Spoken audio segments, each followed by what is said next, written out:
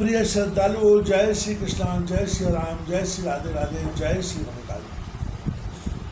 इस प्रवचन में आपको श्रवण कराएंगे सीता हरण और दैव के विषय में राम लक्ष्मण की बातचीत, श्री नारद जी द्वारा नवरात्र व्रतोपदेश और श्री राम का व्रत करना। व्यास जी कहते हैं, रावण के ये कुत्सित वचन सुनकर माता जानकी भय से व्याकुल हो गई उठी। उनका सारा शरीर कांप गया। फिर मन को स्थिर करके उन्होंने कहा, पुलस्त कुमार रावण, तू काम के चंगुल में फंसकर क्यों इस प्रकार की घृणित बातें बक रहा है? अरे मैं हाट की वैश्या नहीं हूँ। महाराज जनक के कुल में मेरा जन्म हुआ है। रावण, तू लंका चला जा, भगवान राम तुझे अवश्य मारेंगे। मेरे लिए ही तेरी मृत्यु होगी, यह बिल्कुल निश्चित बात है। इस प्रकार कहकर भगवती जानकी पर्णशाला में जहाँ अग्नि स्थापन किया हुआ था वो चली गई। उस समय जगत को रुलाने वाले रावण के प्रति दूर हो यह आवाज़ उनके मुख से निकल रही थी। तत्पश्चात रावण असली रूप में आकर पर्णशाला के पास पहुंच गया और उसने जबरदस्ती सीता को पकड़ लिया। सीता भय से घबराने लगी। हा राम हा लक्ष्मण, इस प्रकार की करुण ध्वनि उनके मुख से निरंतर निकल रही थी। उधर नीच रावण ने उन्हें पकड़ा और रथ पर बैठाकर वह तुरंत चला गया। जाते समय मार्ग में अरुण नंदन जटायु ने उसे घेर लिया। फिर उस वन में ही रावण और जटायु का भयंकर युद्ध आरंभ हो गया। तात रावण के हाथों जटायु की सत्ता शिथिल हो गई। तब वह राक्षस सीता को लेकर लंका चला गया। बेचारी सीता पुनरी पक्षी की भांति विलाप कर रही थी। दुष्ट रावण ने अशोक वाटिका में सीता के रहने की व्यवस्था कर दी। उनके पास राक्षसियों का पहरा लगा दिया गया। साम दान दंड भेद सभी नीतियां बरतने पर भी रावण सीता को अपने सदाचार से डिगा न सका। उधर भगवान राम भी सुवर्णमय मृग को तुरंत मारकर उसे ले आश्रम की ओर बढ़े। उनकी आंखें सामने आते हुए लक्ष्मण पर पड़ी। तुरंत भगवान राम ने कहा, अरे भैया, तुमने यह विषम कार्य क्यों कर डाला? प्रेषी सीता को असहाय छोड़कर तुम्हारे यहाँ आने का क्या कारण है? क्या तुम इस नीच की पुकार सुनकर चले आए? उसमें सीता के वचन रूपी बाण से लक्ष्मण अत्यंत दुखी थे। उन्होंने भगवान राम से कहा, प्रभु समय बलवान है, उसी की प्रेरणा से मैं यहाँ आ गया, यही निश्चित बात है। फिर श्री राम लक्ष्मण दोनों पर्णशाला में गए। उन्होंने वहाँ की स्थिति देखी। अब उनके दुख की सीमा न रही। फिर तो जानकी जी को खोजने में दोनों भाई तत्पर हो गए। खोजते हुए वे उस स्थान पर पहुँचे जहाँ पक्षीराज जटायु गिर पड़े थे। पृथ्वी ने पक्षीराज को गोद में लेटा लिया था। अभी शरण में प्राण थे। जटायु ने कहा, थोड़ी देर की बात है, रावण द्वारा जनक नंदिनी जानकी हरी गई हैं। मैंने उस नीच राक्षस को रोक लिया था, परंतु अंत में उसकी शक्ति सफल हो गई, जिससे मुझे सम्रांगण में लेट जाना पड़ा। इस प्रकार कहने के पश्चात जटायु के शरीर से प्राण प्रयाण कर गए। भगवान के स्पर्श से उनका शरीर पवित्र हो चुका था। राम और लक्ष्मण ने अपने हाथों पक्षीराज की पारलौकिक क्रिया संपन्न की। तदनंतर वे वहाँ से आगे बढ़े। फिर उन्होंने कबंध को मारकर उसका साप से उद्धार किया। कबंध के प्रस्ताव पर ही सुग्रीव से राघवेंद्र की मित्रता हुई। वीरवर बाली भगवान के हाथ स्वर्ग से धार गया। कार्य साधन करने की आशा से श्री राम ने किष्किंधा का उत्तम राज्य सुग्रीव को सौंप दिया। वही लक्ष्मण सहित भगवान राम बहुत समय तक ठहरे रहे। रावण द्वारा हरी गई प्रेषी सीता के विषय में उनका चित्त सदा चिंतित रहता था। एक समय की बात है, सीता के विरह से अत्यंत व्याकुल होकर भगवान राम ने लक्ष्मण से कहा, सौमित्र, जानकी का कुछ भी पता नहीं चला, उसके बिना मेरी मृत्यु बिल्कुल निश्चित है। जानकी के बिना अयोध्या में मैं पैर ही न रख सकूँगा। राज हाथ से चला गया, बनवासी जीवन व्यतीत करना पड़ा। पिताजी स्वधाम सुधारे, स्त्री हरी गई, पता नहीं देव आगे क्या करेगा। मनु के उत्तम वंश में हमारा जन्म हुआ, राजकुमार होने की सुविधा हमें निश्चित सुलभ थी, फिर भी वन में हम असीम दुख भोग रहे। सौमित्रे, तुम भी राजसी भोग का परित्याग करके गुरुदेव की प्रेरणा थे मेरे साथ निकल पड़े। लो अब यह अंतिम कष्ट भोगो लक्ष्मण। विजय कुमारी सीता बचपन के स्वभाववश हमारे साथ चल पड़ी। दुरात्मा दैव ने उस सुंदरी को भी ऐसे गुरुतर दुख देने वाली दशा में ला पटका। रावण के घर में वह सुंदरी सीता कैसे दुखदायी समय व्यतीत करेंगी। उस साध्वी के सभी आचार बड़े पवित्र हैं, मुझ पर वह अपार प्रेम रखती हैं। लक्ष्मण, सीता रावण के वश में कभी भी नहीं हो सकती। भला जनक के घर पर उत्पन्न हुई वह सुंदरी दुराचारियों चारणी स्त्री की भांति कैसे रह सकती है। भरतानुज, यदि रावण का घोर नियंत्रण हुआ तो जानकी अपने प्राणों को त्याग देगी, किंतु उसके अधीन नहीं होगी, यह बिल्कुल निश्चित बात है।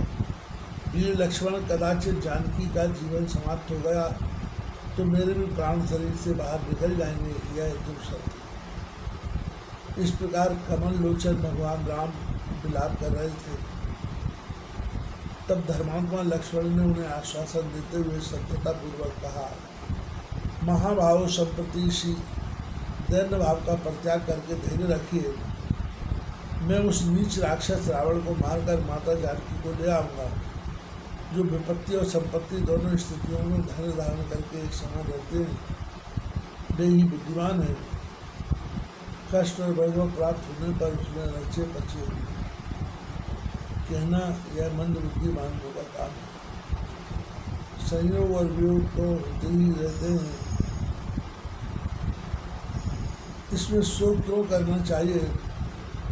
जैसे प्रतिकूल समय प्राप्त होने पर राज्य से वंचित होकर वनवास हुआ है, सीता हरी गई है, वैसे ही अनुकूल समय आने पर संयोग भी हो जाएगा।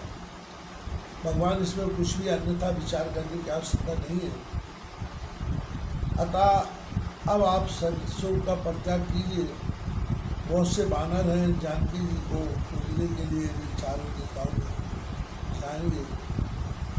उनके प्रयास से माता सीता अवश्य आ जाएंगे, क्योंकि रास्ते के विषय में जानकारी प्राप्त हो जाने पर मैं वहाँ जाऊँगा और पूरी शक्ति लगाकर उस नीच रावण को मारने के पश्चात जानकी जी को ले आऊँगा। अथवा भैया सेना और शत्रुघ्न भरत जी को बुलाकर हम तीनों एक साथ ही शत्रु रावण को मार डालेंगे। अतः आप शोक न कीजिए। राघव, प्राचीन समय की बात है, महाराज रघु एक ही रथ पर बैठे और उन्होंने संपूर्ण दिशाओं पर विजय प्राप्त कर ली। उन्हीं के कुलदीपक आप हैं, अतः आपका शोक करना किसी प्रकार शोभा नहीं देता। मैं अकेले ही अखिल देवता और दानवों को जीतने की शक्ति रखता हूँ, फिर मेरे सहायक भी है। तब कुलाधम रावण को मारने में क्या संदेह है। मैं जानकी जी को भी सहायक रूप में बुला लूँगा। जगनंदन, मेरे इस प्रयास से देवताओं का कंटक दुराचारी व रावण अवश्य प्राणों से हाथ धो बैठेगा। राघव, सुख के बाद दुख और दुख के बाद सुख चक्के की भांति निरंतर आते जाते हैं ही रहते हैं। सदा कोई एक स्थिति नहीं रह सकती। जिसका अत्यंत दुर्बल मन सुख और दुख की परिस्थितियों में तदनुकूल हो जाता है।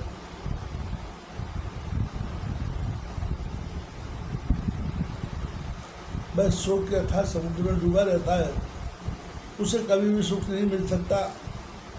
आप तो इससे परे हैं। रघुनंदन, पहले की बात है, इंद्र को भी दुख भोगना पड़ा था। संपूर्ण देवताओं ने मिलकर उनके स्थान पर नहुष की नियुक्ति कर दी थी। वे अपने पद से वंचित होकर डरे हुए कमल के कोष में बैठे रहे। बहुत वर्षों तक उनका आज्ञानुसार चलता रहा, पर समय बदलते ही इंद्र को फिर अपना स्थान प्राप्त हो गया। मुनि के शाप से नहुष की आकृति अजगर के समान हो गई और उसे धरातल पर गिर जाना पड़ा। जब उस नरेश के मन में इंद्राणी को पाने की प्रबल इच्छा जाग उठी और वह ब्राह्मणों का अपमान करने लगा, तब अगस्त जी कुपित हो गए। उसके परिणाम स्वरूप नहुष को सर्पयोनि मिली। अतः राघव दुख की घड़ी सामने आने पर शोक करना समीचीन नहीं है। दिव्य पुरुष को चाहिए इस स्थिति में मन को उद्यमशील बनाकर सामने। महाभाग आपसे कोई बात छिपी नहीं है। जगत प्रभु आप सब कुछ करने में समर्थ है, फिर साधारण मनुष्य की भांति मन में क्यों इतना गुरुतर शोक कर रहे हैं। व्यास जी कहते हैं, लक्ष्मण के उपयुक्त वचन से भगवान राम का विवेक विकसित हो उठा। अब वे अत्यंत शोक से रहित होकर निश्चिंत हो गए। इस प्रकार भगवान राम और लक्ष्मण परस्पर विचार करके बैठे थे। इतने में ही महाभाग नारद ऋषि आकाश से उतर आए। उस समय उनकी स्वर और ग्राम से विभूषित विशाल वीणा बज रही थी। वे रथंतर शाम को उच्च स्वर से गा रहे थे। मुनि जी भगवान राम के पास पहुंच गए। उन्हें आया देख अमित तेजस्वी श्री राम उठ खड़े हुए। उन्होंने मुनि को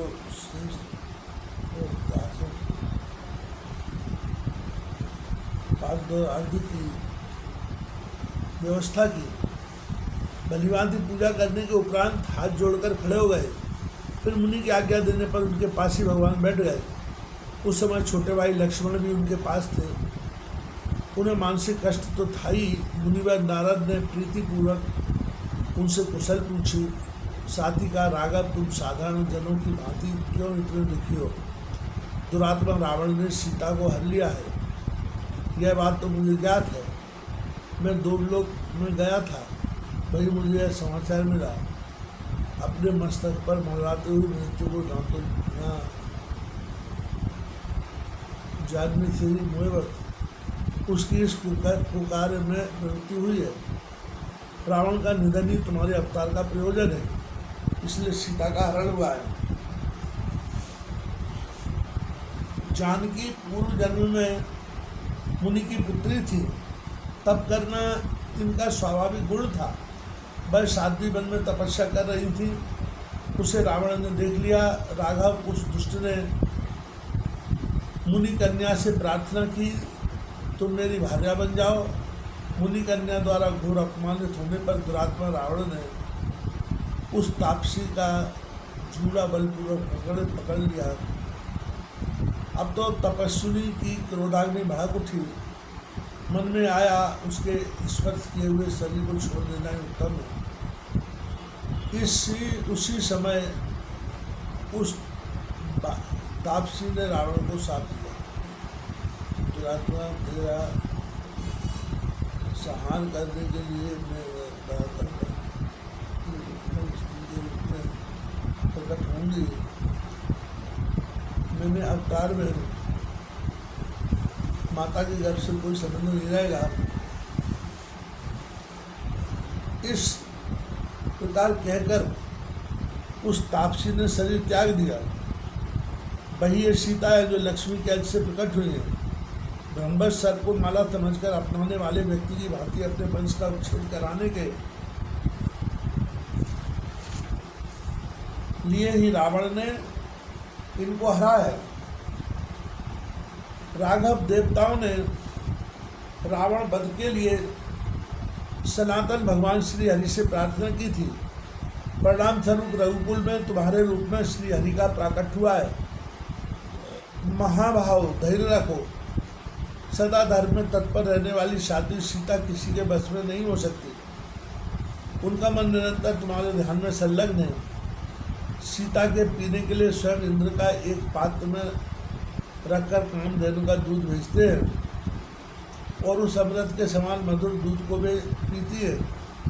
कमल पत्र के समान विशाल नेत्रों वाली सीता को स्वर्गीय सुरभि गौ का दुग्धपान करने से भूख और प्यास का किंचित मात्र भी कष्ट नहीं है। यह स्वयं मैंने देखा है। राघव, अब मैं रावण वध का उपाय बताता हूँ। इस आश्वन महीने में तुम श्रद्धापूर्वक नवरात्र का अनुष्ठान करने में लग जाओ।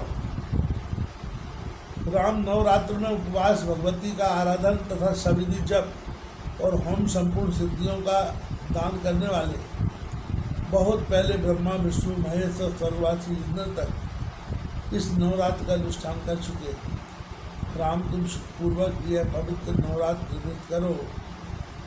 किसी कठिन परिस्थिति में पड़ने पर तुमको यह व्रत अवश्य करना चाहिए।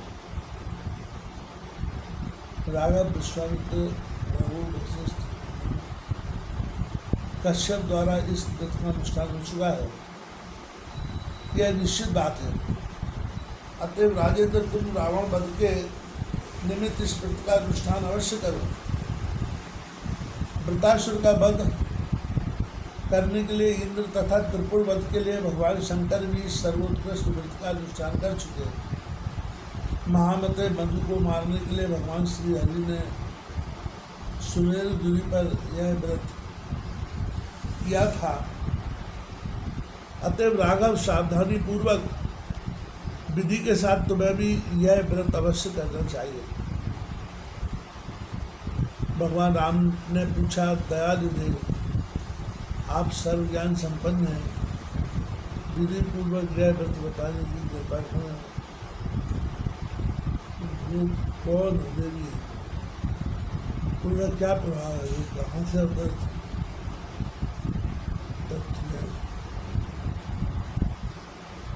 तथा उन्हें किस नाम से संबोधित किया जाता है। नारद जी बोले, राम सुनो, वह देवी आज्ञा शक्ति है, सदा सर्वदा विराजमान रहती हैं। उनकी कृपा से संपूर्ण कामनाएं सिद्ध हो जाती हैं। आराधना करने पर दुखों को दूर करना उनका स्वाभाविक गुण है। रघुनंदन ब्रह्मा प्रवृत्ति संपूर्ण प्राणियों की निमित्त कारण बनी है।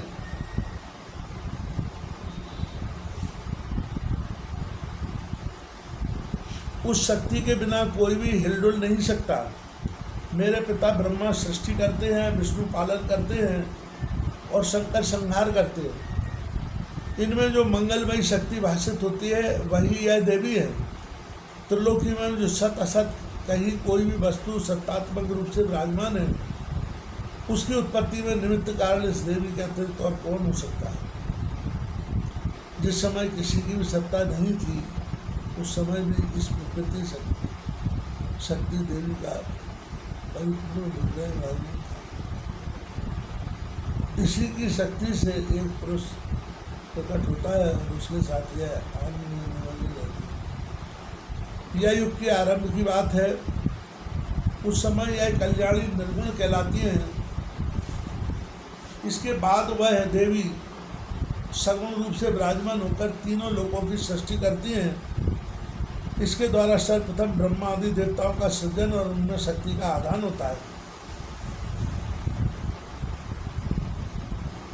इस देवी के विषय में जानकारी प्राप्त हो जाने पर प्राणी जन्म मरण रूपी संसार बंधन से मुक्त हो जाता है। इस देवी को जानना परम आवश्यक है। वेद इसके बाद प्रकट हुए हैं, अर्थात वेदों की रचना करने का श्रेय इसी को है। ब्रह्मा आदि महानुभावों ने गुण और कर्म के भेद से इस देवी के अनंत नाम बतलाए हैं और वैसे ही कल्पना भी की है। मैं कहाँ तक वर्णन करूँ रघुनंदन। आकार से छकार का पर्यंत जितने वर्ण और स्वर प्रयुक्त हुए हैं, उनके द्वारा भगवती के असंख्य नामों का ही संकलन होता है। भगवान राम ने प्रिय विप्रवर आप इस व्रत की संक्षिप्त विधि बतलाने की कृपा करें, क्योंकि अब मैं प्रीति पूर्वक श्री देवी की उपासना करना चाहता हूँ। नारद जी बोले, राम समतल भूमि पर एक सिंहासन रखकर उस पर भगवती जगदम्बा को पधराओ और 9 रात तक उपवास करते हुए उनकी आराधना करो। पूजा समझी होनी चाहिए। राजन, मैं इस कार्य में आचार का काम करूँगा, क्योंकि देवताओं का कार्य शीघ्र सिद्ध हो, इसके लिए मेरे मन में अचल उत्साह हो रहा है। व्यास जी कहते हैं, परम प्रतापी भगवान राम ने मुनिवर नारद जी के कथन को सुनकर उसे सत्य माना, एक उत्तम सिंहासन बनवाने की व्यवस्था की और उस पर कल्याणमयी भगवती जगदम्बा के विग्रह को पधराया। व्रती रहकर भगवान ने विधि विधान के साथ देवी पूजन किया। उस समय आश्वन मास आ गया था। उत्तम किष्किंधा पर्वत पर यह व्यवस्था हुई थी। 9 दिनों तक उपवास करते हुए भगवान राम इस श्रेष्ठ व्रत को संपन्न करने में संलग्न रहे। विधिवत होम पूजन आदि की विधि भी पूरी की गई। नारद जी के बतलाए हुए इस व्रत को राम और लक्ष्मण दोनों भाई प्रेम पूर्वक करते रहे। अष्टमी तिथि को आधी रात के समय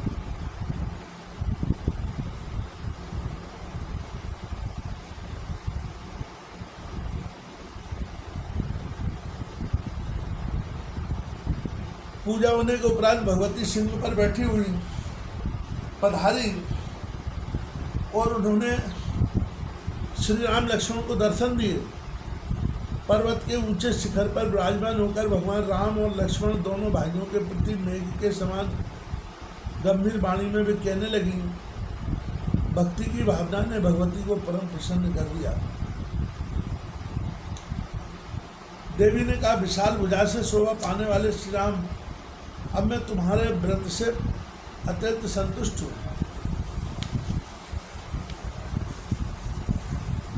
जो तुम्हारे मन में हो वह अभिलषित वर मुझसे मांग लो। तुम भगवान नारायण के अंश से प्रकट हुए हो। मनु के पावन वंश में तुम्हारा अवतार हुआ है। रावण वध के लिए देवताओं के प्रार्थना करने पर ही तुम अवतरित हुए हो। इसके पूर्व भी मत्स्य अवतार धारण करके तुमने भयंकर राक्षस का संहार किया था। उस समय देवताओं का हित करने की इच्छा से तुमने वेदों की रक्षा की थी। फिर कच्छप रूप से प्रकट होकर मंदराचल को पीठ पर धारण किया। यों समुद्र का मंथन करके देवताओं को अमृत द्वारा शक्ति संपन्न बनाया। राम, तुम बराह रूप से भी प्रकट हो चुके हो। उस समय तुमने पृथ्वी को दांत के अग्रभाग पर उठा रखा था। तुम्हारे हाथों राक्ष की जीवन लीला समाप्त हुई।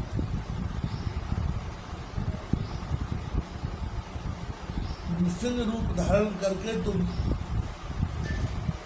हिरण्यकश्यप को मार चुके हो।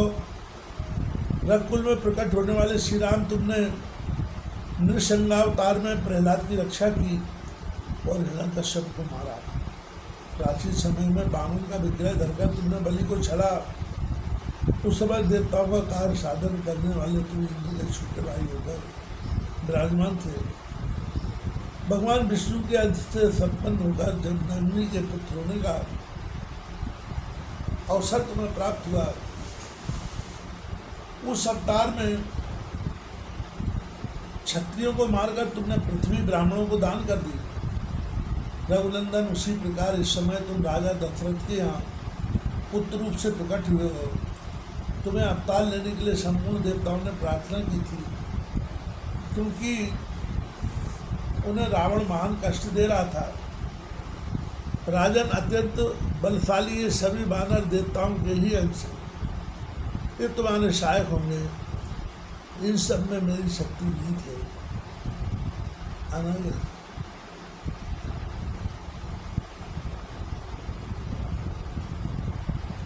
तुम्हारा यह छोटा भाई लक्ष्मण शेषनाग का अवतार है। रावण के पुत्र मेघनाथ को यह अवश्य मार डालेगा। इस विषय में तुम्हें कुछ भी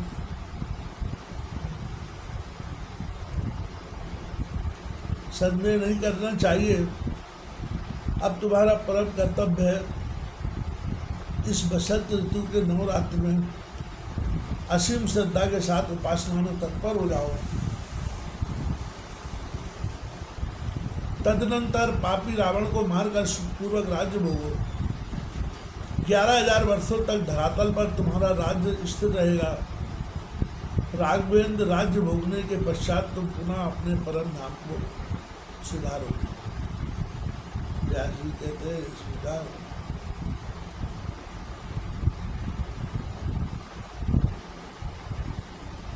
बारंबार भगवती अंतर्ध्यान हो गई। भगवान राम के मन में प्रसन्नता की सीमा न रही। नवरात्र व्रत समाप्त करके दशमी के दिन भगवान राम ने यात्रा कर दी। प्रस्थान के पूर्व विजयादशमी की पूजा का कार्य संपन्न किया।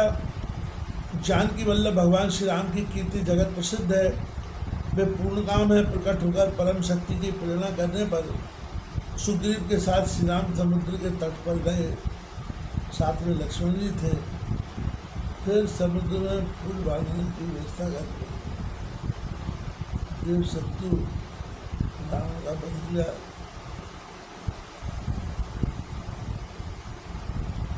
जो मनुष्य भक्तिपूर्वक देवी के उत्तम चरित्र का श्रवण करता है उसे प्रचुर भोग भोगने के पश्चात परम पद की उपलब्धि होती है।